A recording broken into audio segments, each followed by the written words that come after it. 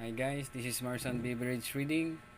So, hindi pa ako nag-endorse ng produkto. Bali, ito ay for content only. Kasi dito ako nakakuha ng sample para sa content ko. Okay guys, so bali ang content natin ay kung paano ba malalaman kung bio ang isang soft drinks, lalo sa malaking soft drinks. Okay guys, so makikita yung kung bio ang isang soft drinks guys dahil dito sa takip. Yan guys, so pag flat na yung takip niya, ito pag flat na, ibig sabihin yan guys ay BO na or back order. Yan, kaya pag itinagilid mo siya, yan guys, so maglilik na siya. Okay, so ang problema pa nito guys ay loose cap siya. Yan guys, oh, nakatagilid yung yung takip. Okay, so ito yung tinatawag na loose cap. Yan guys.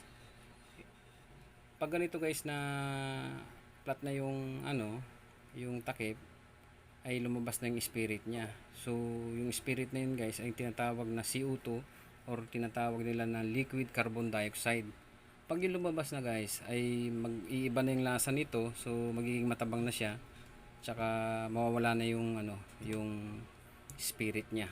Yan guys, so ito naman guys ay good na soft drink guys. Pag ito nakabukol guys, yan good yan guys, palagi yung tandaan. Pag ito nakabukol, good. Pag tinagilid nyo, yan ay hindi maglilik. Yan guys, oh. Walang leak yan. Pag nakabukol, okay ito guys. Pag itong naka-flat na, tandaan nyo, pagka nakabili kayo ng ganito, ibalik nyo na dun sa pinagbilhan nyo. Kasi yung mga ganito guys ay pwede naman nating ibalik sa kumpanya o sa mag-deliver sa atin. Okay, so hanggang dito na lang aking video guys, at sana mayroon kayong natutunan. Okay, this is Marsan Beverage Trading again.